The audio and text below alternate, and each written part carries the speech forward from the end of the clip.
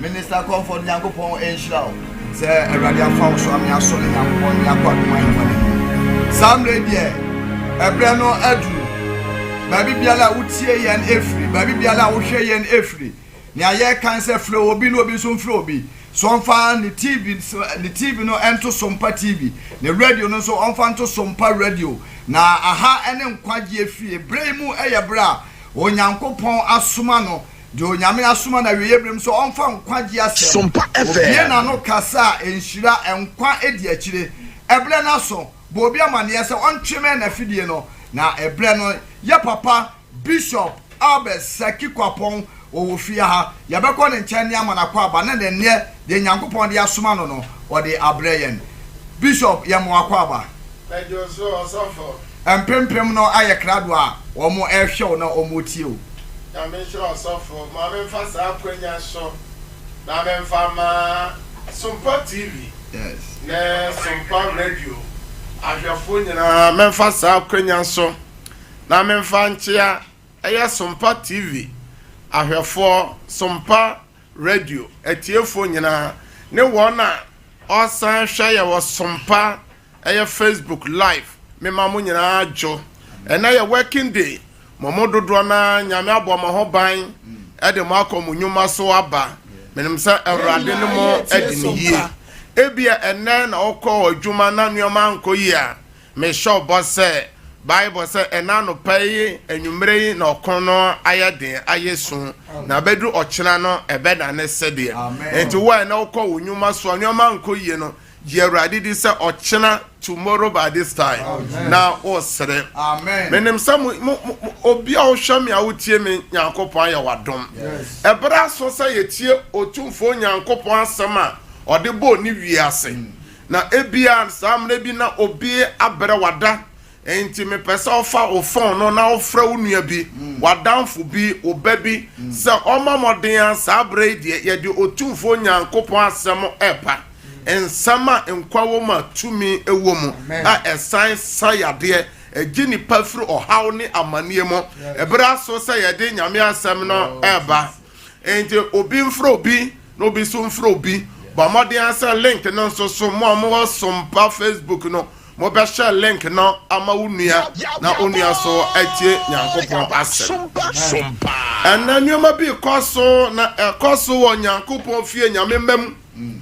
edu fiada se ayenuanom muslimi fo nyina masalachi den nyina ya mama eduru memene da yenuanom memene da kwahwefo na ejidifo dodo na omosom ememene da no so egu asore dan so na edu kwasi ada obibia kwa asore anso nyame asem no de yapo yempese yediso efilas ya na nyina hu se Ghana ye economy netimi ahuri ama ho kiraba enti ejidifo ne nyame manyina abompa yese Ewrade nkai Ghana sani okan Genesis chapter 26 Bible say come by ewo Isaac breso na Bible kirem say eso come ba wo Abraham breso na chesa asase ayete sui ohaw ne amane ekoma hodo inflations etoda amane ba na ena hwe se petrol hurikosoro dollar hurikosoro osofo nyame mai se ya tutu nuamemu enti atwa se ye tutu ye frane se ye dwadie nuamemu saa so no ka tuadie ne nyina so ka fa ne nyina ye tutumo yaje atum yanka se makofa nneɛma afiri China ba makofa nneɛma wɔ Europe aba nneɛma na me de baayɛ no me kofa no fofofo anso so yetu mu no me ton nneɛma na me kofa no fofofo no awie ansa na me san kofa biomu a na me kofa no new price na ne board no na matum the ono so de petrol be gu ne tank mu a petrol na ya ma no osofo utie mi yi o ogidi ni kristoni a wakọ asọrọ aba wanka se petrol we a meto be gu mu no ya me koto no ebo na na efo ya tum nti me ton petrol no de makofa na aba no awie fi se me kofa no old price no na se me ton wi a na me kofa foforo ye new price na matum dana ye tumu na dasani ya tumu ene mutio dollar bafom ene petrol fuel abafom egidifo kroya omoti asore dan mu masalasi dan mu se nyankopon pese o man no ye ho toye no omo se niama na wakofa aba no kofa no bo na ede ni nti no jese oton sa niama na boode ni nyina awie sa ogidi ni ukro ya no na okofa niama no ba ya be hia abo no se we die manyam fasto bum we die meton new price na manya sika di we nyina ya fra ya ho se ya gidifo won sa boso me nyame asem a mede manyame mane se ade bia nipa uye bia onyankopon ohwew oso ye papa obehira obetua papa no ka woye bone nsoso a obeye de obetua obone no ka na wotwe atwitwa mu nyina me no kasafa eye apam dada no ho se onyame de bone che anso aketua ne de nyankopon de ye dan e de manema enti obetie me obaka se o sabra na Yesu mai enti Yesu bae no wabewudi ni moja na abeya dan abe pepa ye mana to nyina enu nti se enne se oya bone na se opa acho na Ewurade Nyankopon na mogwama Yesu wu sorie tumi ni Yesu moja no na ode chawa akatue bie ni ho na na me pese ye kotwere sem no ene de ama amane edoso how doso nsem ye di bre atiefo nyina ne se ehefa na ye gyanom Nyankopon no wo Nyankopon no ma ye gyanom bi di 100 years apomoden 90 years apomoden 120 years apomoden ebi ye na dwuma odi ne bre so aba obi wo ne manyina ware ewo nanim na ohun ne mana nanom ne nananka soanom aso enani pa nche enani pa ewu na ede ni nyina akɔhye bronsam anso eni nyina nya bronsam eye suban ne bone bia nyame ma yedi na asase so no ena nyame otua yenka sania yenwuma ese ye den etie efiso se de nipa guo no enu na nipa ba ye den ebetwa enne yenuanum omu ne ka obo okro apake ne ka enne o kristoni a otwe trotro elodo ka okokrom anso so no odu a ose milodo odu a ose mesiu enna anajo bi nya nufi o ennam de driver ni bi yeden also for by enti me bi say omo koso saa fo no mo ye saa de no mo kwa asore na so fo mo kwa asore bishop mo kwa asore pa nyamsomfo se ne wo ka no dan so no se ne Ewurade amu ahintasem no o ka se nyina se we ye ahintasem na papa edi aba sansi adwene kura nyama so se ade no ya te so no nipa no anka se o se ne bo na ya te so ne mo okofa ba ebechi abo ne de wasi Nyankopon na adom we nyina ye niam bi a onyankopon hwe nanso ye nipa ye bu ye ni guso ti me de kakra me kan se papa nyame hira na Ewurade nyo kese we intasem we kura we yi na nadwe enti oso fo yi ma enti saa fo yi no amobenya asotwe afri nyame nchen anaso mbenya nhira afri Nyankopon nchen bishop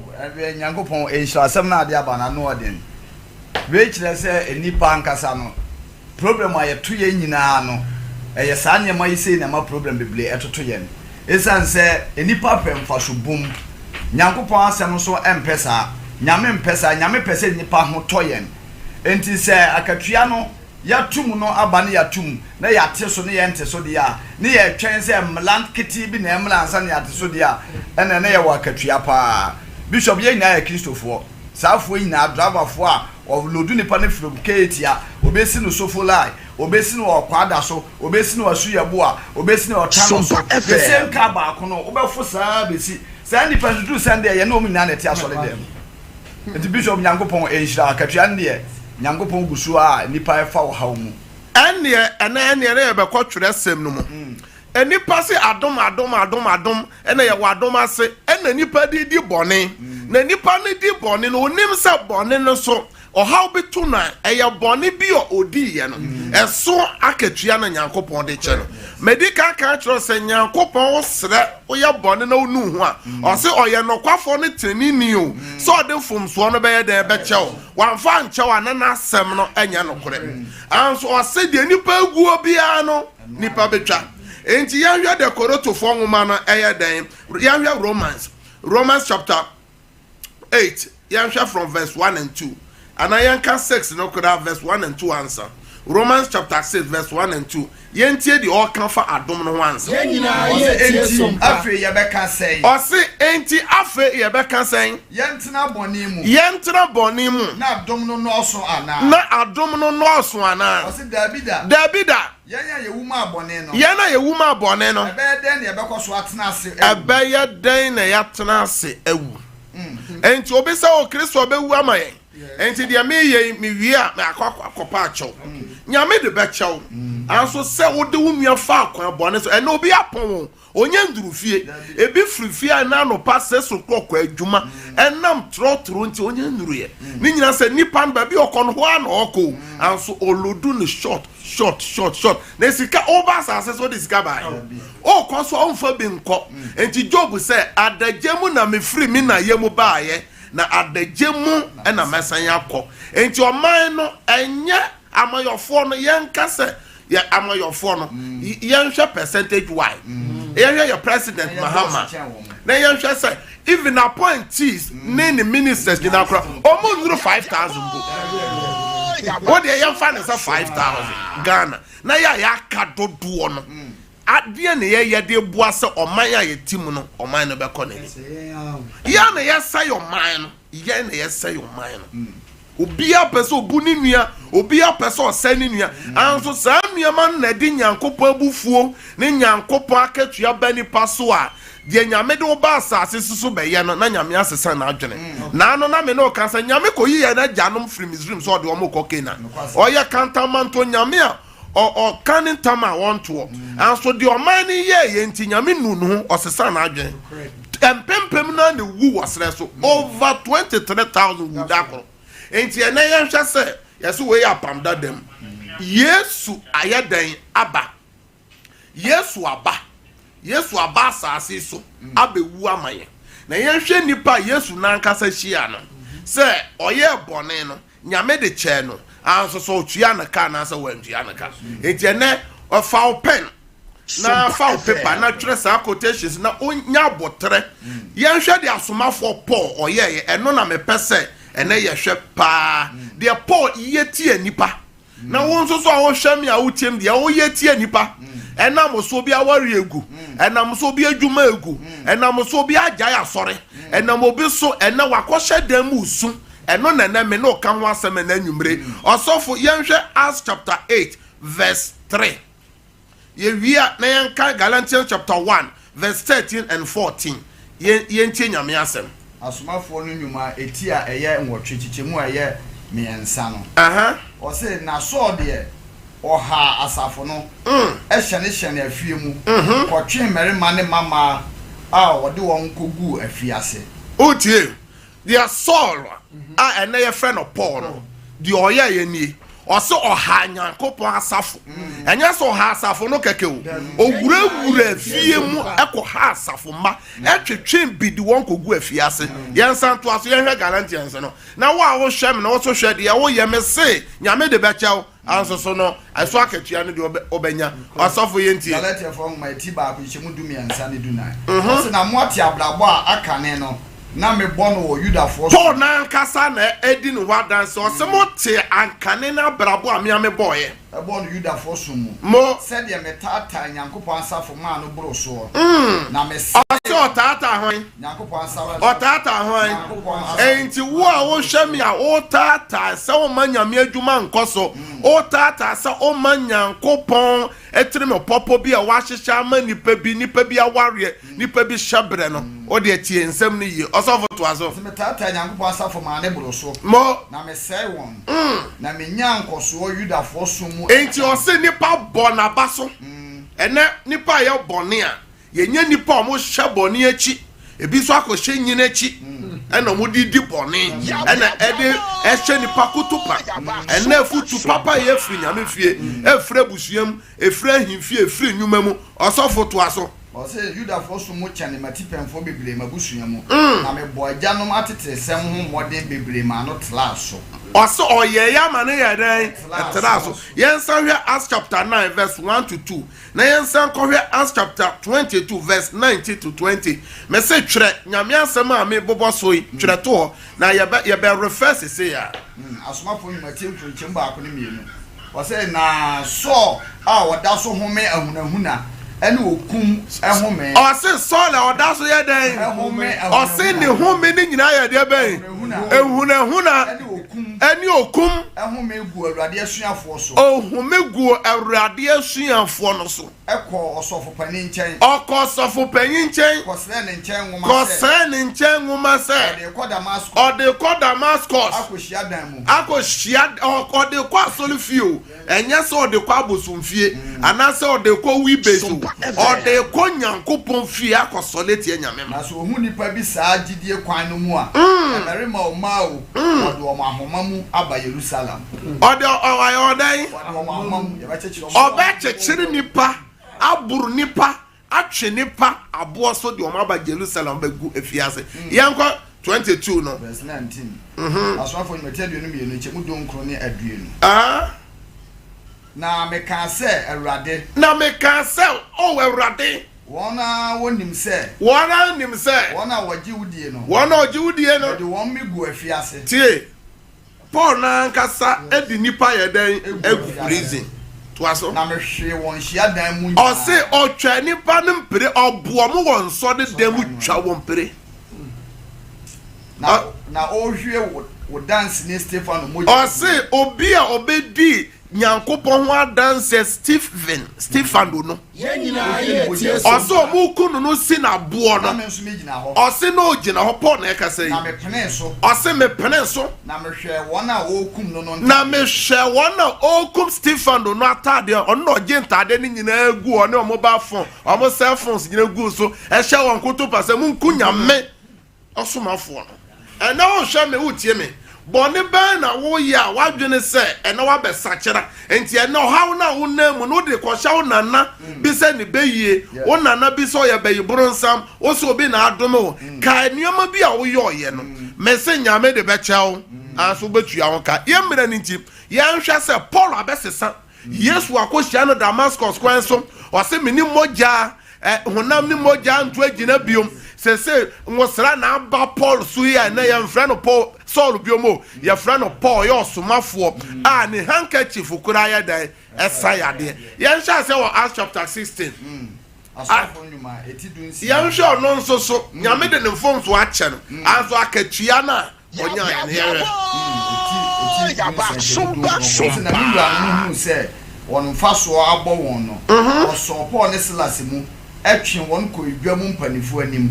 na wode won kɔma asafo hene sɛ nipa yi yɛ Yudafo a ɔtan ye kuro yɛ ni na ɔkyerɛ amane bi a yenni ho kwan sɛ yɛgye anasɛ yɛ firi sɛ yɛ Romafo na nkrɔfokuo no enso solitia won na asafo hene yi won ho ntade hyɛ sɛ won mmɔ won ma na wɔka won ma pii no wode won kogu afiase hye afiase hwɛfo no Yankopɔn hyira mo akatua no sa ahye ase Paul de ɔyɛ tie nipa bi na ano no ɛna wabɛsakyera nyame de ne mfonso akyɛ no Yankopɔn so ayi ɔno ne namfie mu na ɔkɔkye nipa gua mo ansɔre dɛm ɛnɛ yabodwa ne yaworo natade na ye gua no esofudie mu ɛna ɛde na akɔyɛ dɛn akɔhyɛ efiase yɛmmerɛ nti yɛnsan kɔ 22 verse 24 and 25 Osafo hene no ehye sɛ ɔnfa no nkɔ aban mu na ɔka sɛ ɔnfa mpile emisa no asembisa ye misa no ye aba na ye mfa misa no ye hwa ne ma ansa na ye bisa your friend say komo na ye bisa no no ahwefo na atiefo tie ni yo de Paul ye no ene wabeye osofo wabeye osomani nyame de ne mfonso na che no anso de oye tie nipa bi no nyankopo aketua no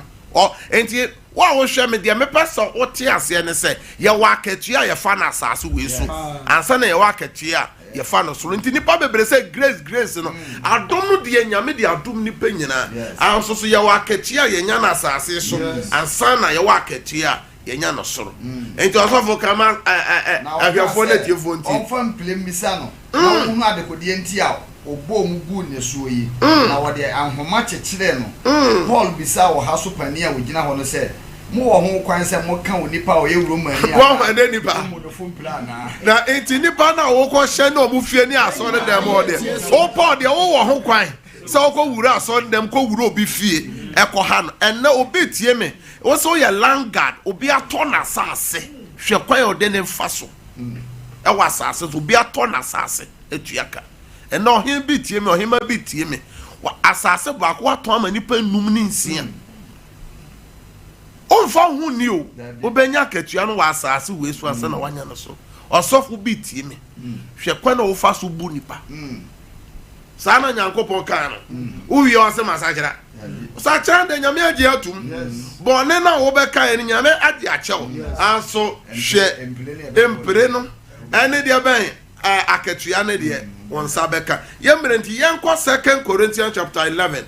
Paul ohura mane o de defi ase bebre ye gwa no yentie 2 Corinthians chapter 11 you hear from verse 21 to 27 emuwa so for be intentem ye ma ma to so me ti du ba ko chema duenu ba ko ekọ so me kana ni wo mu se yen de ya ye mre wo mu na so bi obi ye nam wo mu no me ka no se basem me ye nam wo mu bi o ye Hebrew fo me nso me ye bi o ye Israel fo me nso me ye bi o ye Abraham asefo me nso me ye bi o ye Kristo asomfo me ka no se Adam me chensa obla dwuma eburo so mu afiaseda eburo so mu eje otie na chance Paul no afedie wadafi also wadafi ase kura na ayeden aburo so ahia etra so mu o se ya bo na ma na ayeden atra so owu amane a manya no huru ye mu edru baabi o se edru baabi na ne kwaje ni da so kura ba onim so obewu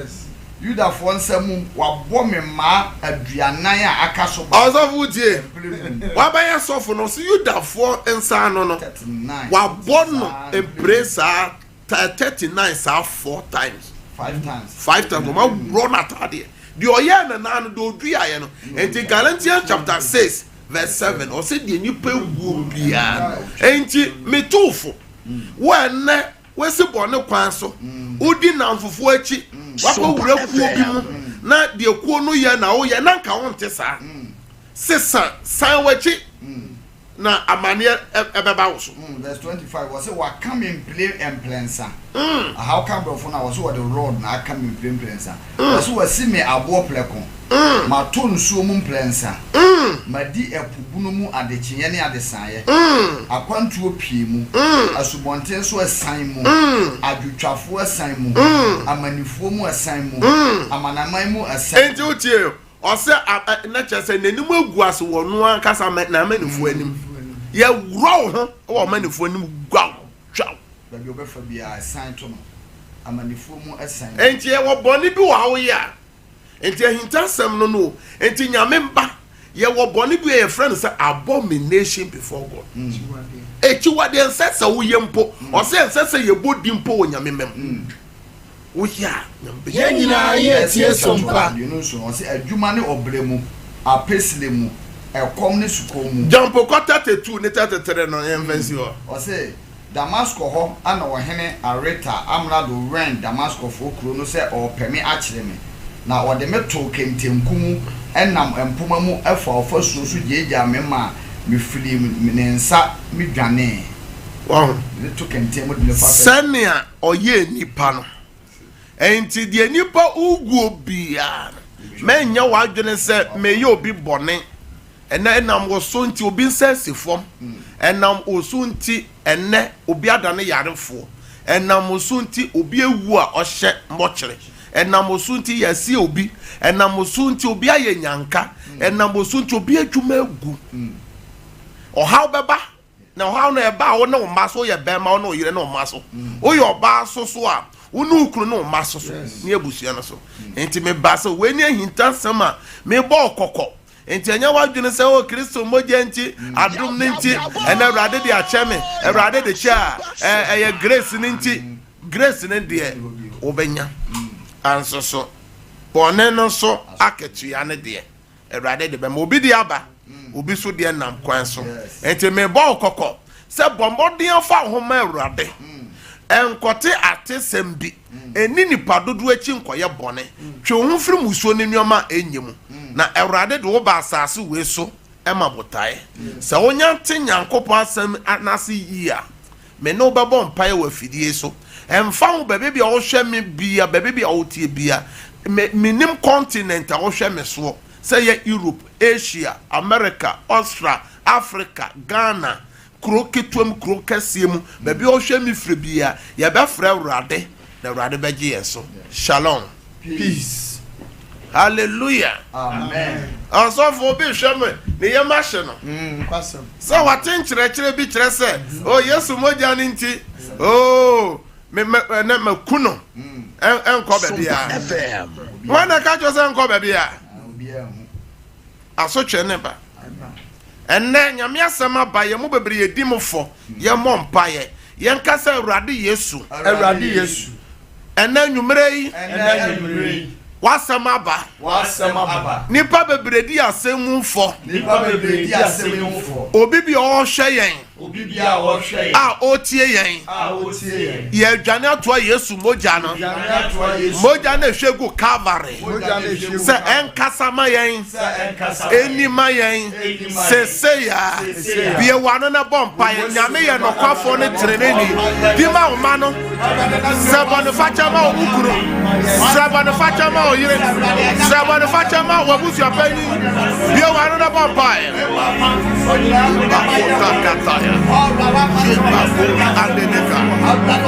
Yesu moja shegu Calvary srabane fache ma ukuro srabane fache ma oyiro srabane fache ma omano di omo ya omo di musuo ni oha baba akatua be ba wura fie o musuo be baba busuo no srabane so mfanchem wo Yesu demo bia wano bompai moja no kasama moja ni nima moja ni ntrema moja sira moja wo Yesu Kristo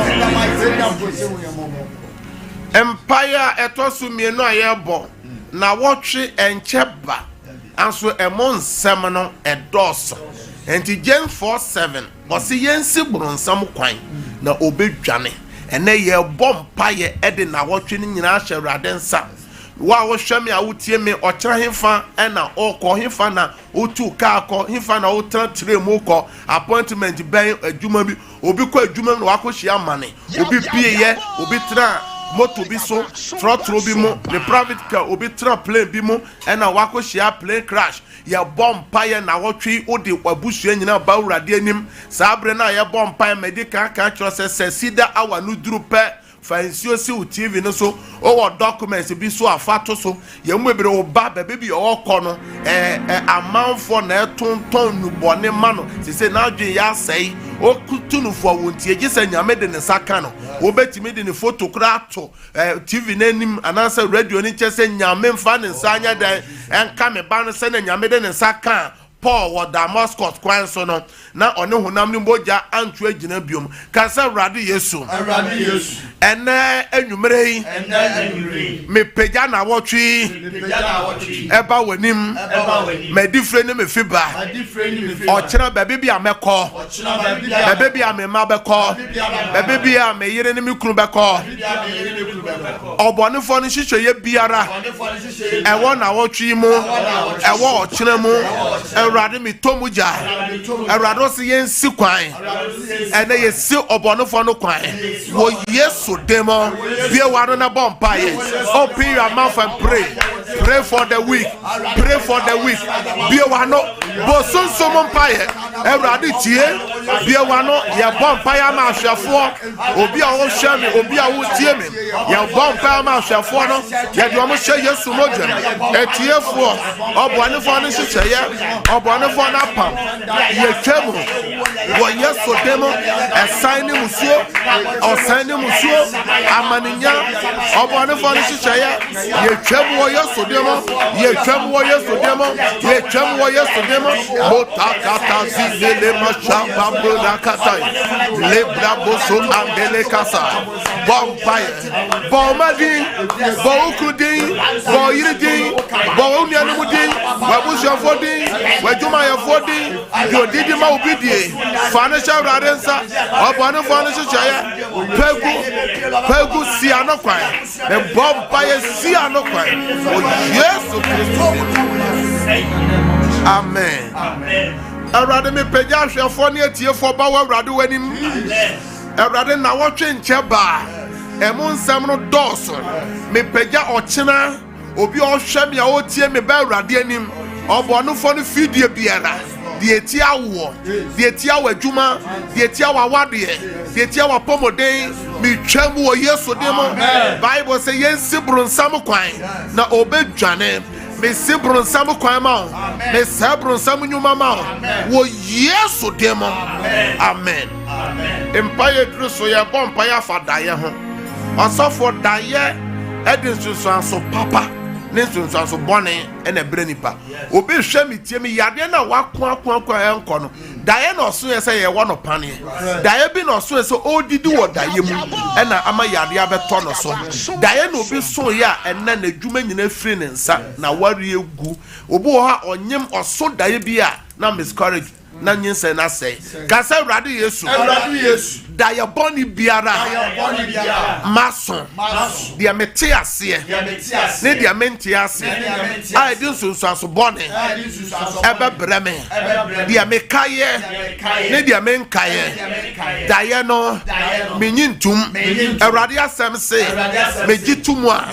ebe ye adwuma na mamprenso a enya adwuma memprenso enti me sai daye no wo Yesu demo bia wa no bompa ye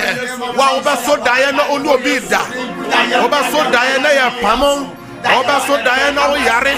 bia wa no bompa ye daye boni bia san no sai daye boni no wo Yesu demo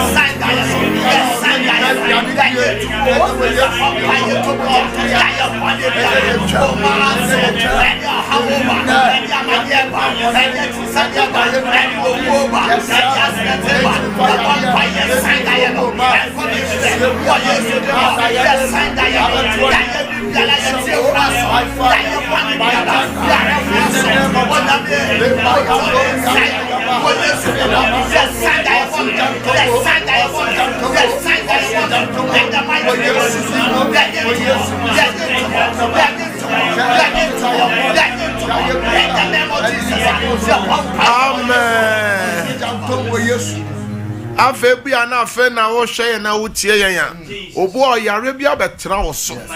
osofo nya se nipa no nko hospital enya se oni sika scan ahodo laboratory tests onu medro no mpo na yare na obi hwe me utie me onu medro mpo no na yare na ye kese obi wo ho a ye the life support na ese ne so obi hwe ye wo hospital obi hwe ye e wo fie obi da ne dan mo yare be ha no obi so onyare aso ni nipadua na nya den ensisi so ye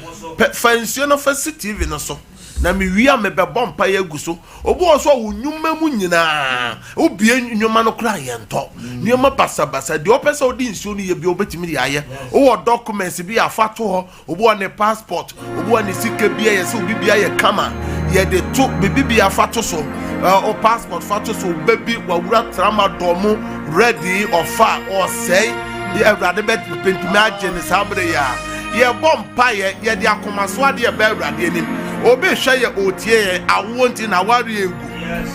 awonti ye sere no obi hwɛ yɛ obi tie yɛn ɛnyɛ sɛ ɔmpɛ adwuma investment adwuma ne gu sika ne hye wayɛ investment kɛse ɛde bank ka bi bɛto so obi hwɛ me obi tie me wowɔ nsa na adwuma obi yɛ driver ni ɔpɛ kaa twi onya bi obi kuta certificate onya adwuma nyɛ bible sɛ yɛmfa yɛ haw ne yɛamanneɛ nyinaa nya dan ɛnto no so ɛfiri sɛ ɔdwene yɛ ho ka sɛ Awurade Yesu ɛna anwummerɛ yi yɛpɛgya ahwɛfoɔ ɛne atiefoɔ ɛba yɛnim ɛba wɔ Awurade w'anim ɔhaw biara ɔnakoma so adeɛ Awurade yɛma wɔn ɛnyɛ wɔkyena o seesei a yɛ ɔnakoma so adeɛ ma wɔn seesei a bie wanna so bɔ mpa yɛ fa wakoma so adeɛ mmerɛ Awurade deɛ ɔpɛ ba adwumasɛm wo a wopɛ ba w'adwumasɛm akwantusɛm bie wano ɔba no wo kunu no ɔyere no adwumasɛm wɔ Yesu dem bie wano na bɔ mpa pray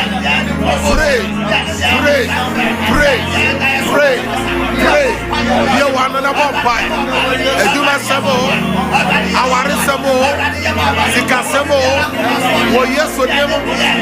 amaninya yɛnagya bade afiri ne nsɛm kɔɔte nsɛm ahemfie nsɛm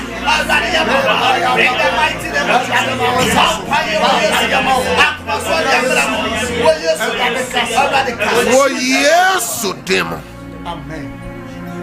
Awurade me gyina Matthew chapter 11 so verse 28 so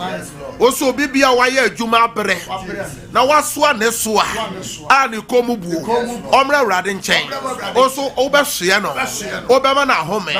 me pagya sompa TV ahwɛfoɔ ne sompa radio atiefoɔ sompa Facebook ahwɛfoɔ ne atiefoɔ ba w'anim obi bi ɔhwɛ yɛn na koma so adeɛ yɛ ba Awurade wo na ɔma boni wo ntaafoɔ Awurade wo na wodom sɛ radabre wa bremu Awurade kyɛwma ba di ɔhwɛ me ɔpɛ ba Jehoba wo Yesu demo Awurade fa ban tu yem Awurade fa ban tu yem di ɔhwɛ me a ɔtie me ai oda yare mpa so oda owuo mpa so oda owuo amenamo bebe bi ɔhwɛ me a ɔtie me bia Jiwayaresa, Mesha Ayaresa, Ayaresa Mura Udemo, Ayaresa Mura Ufio, Ayaresa Emra Hospital, Baby be all shemi bia, Baby be all chemi bia, be fry Aresama. Bible cannot Thessalonica for woman say insane Juman, ma insane nidi, Obi be a washu Juma che. Obi bi a wapɛ adwuma kyɛ me frɛ adwuma ma me frɛ adwuma ma me frɛ adwuma ma deɛ si adwuma kwan no ɛmfiri hɔ deɛ si adwuma no kwan no deɛ yɛ apam bi deɛ yɛ nnome bi deɛ frɛ busua bi mo me twam wɔ Yesu deɛ mo Jiwa juma, Jia juma, Nya juma ye, wo Yesu demo, appointment no, Eradema wonzanka, wa o shame, a utie me, ewo Ghana obi manso. Obi pen krata nsem wo obi man so say Europe say Asia America Australia obi per credit hour adwuma no bi aka ho obi wo Ghana or possessing a visa sem me kan Genesis chapter 12 Erade na ma Abraham tu kwan me bompa say Erade nya wadoye Erade nya wadoye akwantuo ma doye krata sem adoye visa mo adoye adwuma adoye die sikwa no me bompa yi firi ho de sikwan no me twam wo Yesu de mo me gyina wo se Awurade de adom me se me fa nima ne ma no so se bebe bi o hwe me a wo tie me firi bia wo Yesu de mo amen ya bompa ya etwato pa ya etwato o ko akodai unim nioma besisi anacho ya wanajo bombo Psalm 91 etodo bi tie me ubeda dai bi a ubon uba bi besom wa tie mu ubo ye se mu ntumbo okwa akoda onyare ade be che na oyare ye wo institutions ahodo anajo amafoko ye nsuma ade gogu ho ubekọ na nneoma bi gugugugu offense o nachi obekọ na wadwuma mu ho obekọ efie nanim ho ye bo nkwata nanso ye kasa Awurade Yesu ye kwa akoda o se ye da na yɛ nna bɛyɛ yɛ dɛ mede anadwo hyɛ wo nsa mede me fie ɔhyɛ wo nsa mede me mma hyɛ wo nsa ɔbɔnefoɔ no hyehyɛeɛ ɛfa me ho ɛfa m'adwuma ho ɛfa fie hɔ anadwo yi Awurade mesɛe no wɔ Yesu dim mede w'asɛm ɛmu tumi ɛmu ahoɔden sɛ ɛnyɛ kɛse wɔ me fie hɔ Yesu mogya no ɛnyɛ ahyɛnsodeɛ ɛwɔ me fie hɔ m'adwuma mu hɔ me mma ho mawareɛ ho wɔ Yesu dim bia w'ano na bɔ mpa Awurade ɛnɛ mede ahwɛfoɔ ne atiefoɔ nyinaa ba wɔ Awurade anim bɔ mpaeɛ srɛ Awurade bankɔ obi bi ɔkɔ akɔda biara Awurade ma ne nan anya ne dɛ wɔ Yesu dim onabɛyɛ wo dɛ adebɔne biara ɔbɔnefoɔ no bɛhyehyɛ ɛtie wɔ anadwo yi yɛsɛe no